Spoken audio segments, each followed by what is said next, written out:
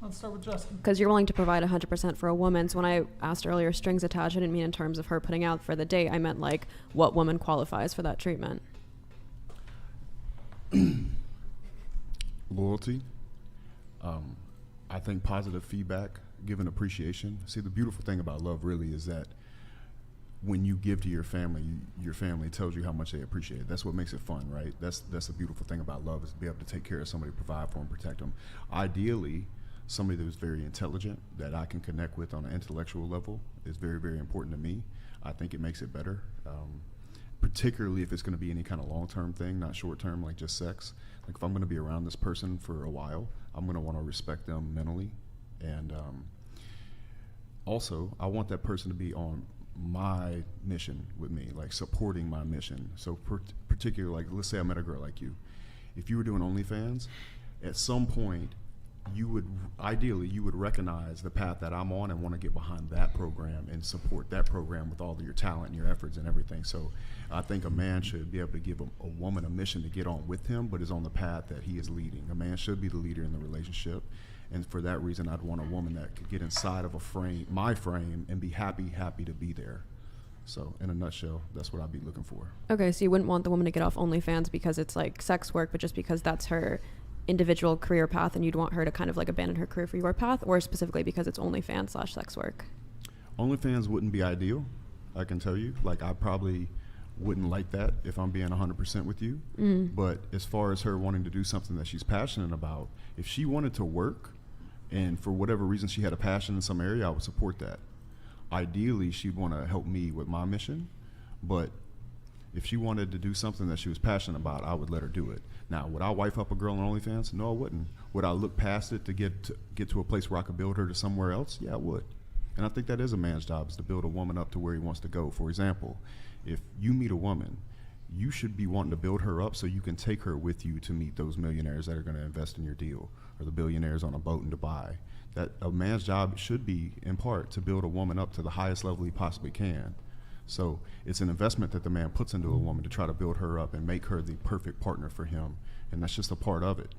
So yeah, that's how I look at it. That makes sense. So the cardinal thing you look for is loyalty. Can you characterize what makes a loyal woman? Because like depending where you fall in like the red pill spectrum or even not the red pill spectrum, some guys consider a woman, you know, going to parties or even like having a public Instagram account an act of infidelity. So what do you consider a loyal woman? I would probably have the password to that Instagram account if it got very serious. I'd be able to see every message. Yeah. And she wouldn't have a problem with that because she'd want to be inside my frame. Women don't want space from men they're actually in love with. They don't want that. In fact, women want nothing more to be enthralled by a man that they actually want. So they're like, please let me give this to you. I want you. That's the kind of where I was gonna go. And you can't fake genuine desire. Yes. So it's not transactional at that point. At that point, you would want to do everything that it took to be a part of that man's life because you were truly, truly in love with him. Sure. Does that lack of space go both ways? Like, would she also have your passwords or no? Absolutely not. No, she wouldn't. So how does she feel your genuine love? Just from the financial aspect of you caring for her and building her up? I'm glad you asked that. It's very, very important that the people in the red pill space start to include the fact that you're there for her. You sit there with her knee and knee. Like you are truly best friends. You are emotionally there for her. I also say a lot that a man should be the mountain that a woman's emotional waves crash into. He should be there for her fully. This isn't like big G pimping type stuff. Like he's truly there for this woman in every way. They're talking all the time. They're in a constant contact. They love each other. It's true love. Is it dark? Yeah. But listen, if it's not me and you against the world, if the love's not dark, if it's not me and you against everything that everybody's saying, I don't want that love at all. Because that's that boring shit that ends up going off anyway. So many people get married every day in America. They make these vows to be, you know, hey, I'm going to be the best man I can be and all this other stuff. But they come home, they pop open a beer, they get fat. You want a man that's actually on a mission, that's out there trying to do something so he can make your dreams come true and take you on a carpet ride through time and space. Nothing more. I completely agree with the notion that a relationship should be two individuals building each other up and pushing each other. I'm just trying to investigate the asymmetry and why you would have her passwords but not vice versa. Is it that you wouldn't trust her? Or is it that you'd want to monitor the messages before they come in so that she doesn't see them first? Like, what is the intention? No, she would be able to see them, but it's just a trust thing between me and a woman. Like, you would want me to have your passwords. Not even me.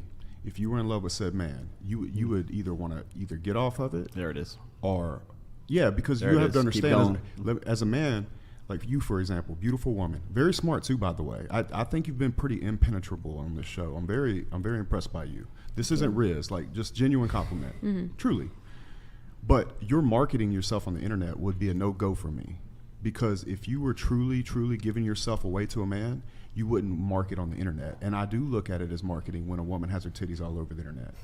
And that's no disrespect. That's just if it were my girl and I'm the person that's doing everything I can to fight and make her life 10x what it'd be without me, then that would be a simple expectation. And I don't think that's too much to ask. I think that's 100% your prerogative. My issue more is when men have asymmetrical standards. So they want a girl who's not showing her titties on Instagram, but then their explore page is full of Instagram models and they're liking their posts or they're watching porn.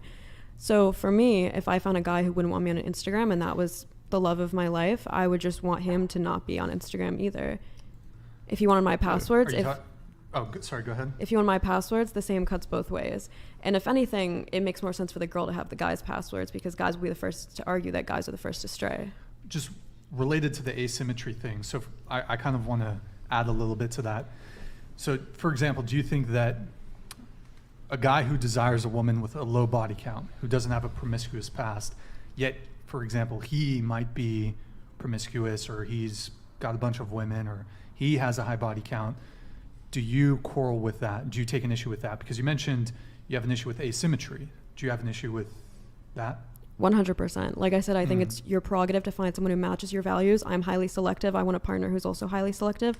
I don't think that maps onto body count, because, for instance, if a girl tells you, like, I have 80 bodies, you can't deduce how selective she is, because that could be... No, you can deduce she's not selective if she has 80 bodies. You can't... Yeah, that's a bit high. You can't, pretty because... That's a bit high. Wouldn't you argue women have access to fuck every single man on this planet? sure. She still has a 99.9999% curve rate. 80 is That's Not not 80. 80. 80 I that think you're proving my point. That means 80 is a lot pretty of high. dick. That's That's a like- lot of penis. Lot of I'm dick. saying A lot of context penis. is That's important, and A I ton of wouldn't... penis. Context A is ton of important. penis. I wouldn't reduce it to just a number. For instance, body count usually just refers to penile vaginal sex. Like, would you consider her counts, too. selective if she has just Anal. a ton of lesbian sex? But she's like fucking Blowjob ran actually through. That's the counts. issue. She's ran through. Ran Yeah, through, and here's ran a through in a here's a very bigger specific problem. way. They don't Ran care through if in a you. very They don't care if you fuck 1,000 women, but one guy they care Yeah, about. wait, I let's don't be really very want to clear get here. AIDS, so yes, I do Everything care if they between- fuck 1,000 women. Hold on. Sure, but typically the traditional body count conversation doesn't care about that. Here, let's have Justin come in. Go ahead.